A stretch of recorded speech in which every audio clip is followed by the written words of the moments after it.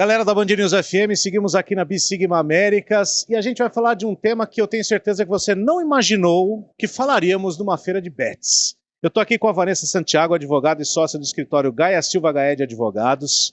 Vanessa, bem-vinda. Para os nossos, vamos dizer assim, para o usuário final, né? Desde que tudo foi regulamentado, que o governo colocou a mão e criou um ambiente, esse ambiente criado, na minha visão aqui, facilita para que vocês que têm que salvaguardar direitos dos seus clientes possam agora ter também se estabelecer dentro desse mercado, que é muito legal. Olá, primeiro dar uma boa tarde aí para todos que estão nos ouvindo ou nos vendo. Sim, você tem razão. Você tem mais segurança jurídica para o estabelecimento das companhias que têm interesse em explorar o mercado, especialmente de bets, as apostas de cota fixa, que é o que está regulamentado hoje pela nossa legislação, certo? A modalidade de loterias. Então, de fato, a segurança aumenta não só para quem deseja explorar essa atividade, mas para o próprio apostador, que tem onde reclamar agora, que tem onde se socorrer, que tem onde procurar ajuda em caso de dúvidas ou de algum problema aí que venha a ocorrer enquanto ele desempenha ali a sua aposta.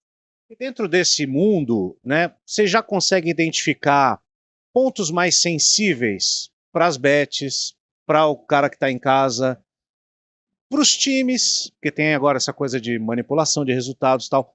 Em que elementos o direito pode ajudar mais a partir dessa regulamentação? Olha, nos 3 pontos que você abordou, eu daria uma única resposta para a gente conseguir sumarizar tudo: informação e preparo. Quando você fala dos jogadores e a questão dos resultados, é claro que existe má fé, mas existem situações que estão muito naquela gray zone, né, na zona cinza.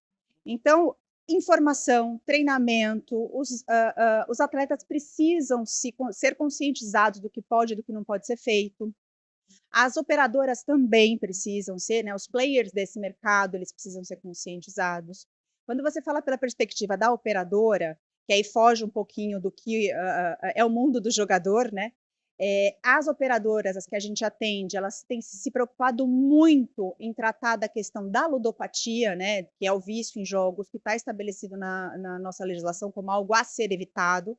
Isso é um grande desafio, porque é um tema muito sensível, é um vício, né?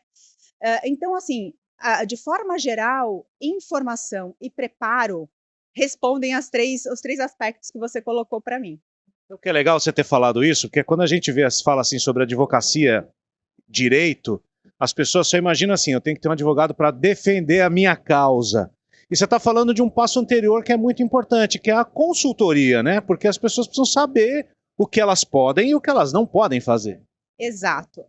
Nós, como advogados, de fato, a gente carrega essa pecha de ser sempre o cara que vai resolver quando o conflito está instalado. Mas há também aqueles que previnem um conflito, que não é nenhuma questão de prevenir o conflito, é para além disso, é preparar, é ajudar a preparar. No Brasil, a gente tem a regulamentação hoje de apostas de cota fixa, né? Que é a tal da lei das bets. E a entrada nesse mundo, ela é uma entrada que tem uma série de procedimentos a serem seguidos, uma série de regulamentações a serem observadas. Nós temos aí órgãos federais que são responsáveis por fiscalizar e orientar, e quem pode ajudar os interessados a fazer isso, um dos players que pode ajudar os interessados a fazerem isso são os advogados, né? Eles vão prevenir conflito, eles vão ajudar a não entrar num caminho tortuoso, digamos assim. Para a gente finalizar, para o ouvinte da Band News FM que de repente se interessa em entrar, mas não sabe direito como entrar, que perigo tem e tudo mais, que tipo de conflito, dentro disso que você falou agora há pouco, um novo usuário pode evitar na entrada na casa de apostas? Porque eu vejo, por exemplo, as casas têm reclamado, o cara não quer mandar o documento dele, ele não quer, porque o cadastro antigo era muito mais fácil, era e-mail, telefone, CPF, um abraço, então ele só tinha que mandar um documento quando ele sacava o prêmio dele e tal. Agora não é mais assim, mas, pô, por que eu tenho que mandar meu documento, meu RG? Quem que vai ver esse negócio? Né? Então, o que esse cara tem que ter na mente para depois não ter um conflito entre ele e a casa, por exemplo? Eu diria o seguinte: se você, primeira coisa, procurar casas que têm autorização do nosso ente, né, da SPA, para operar no Brasil. Primeira coisa a fazer é essa.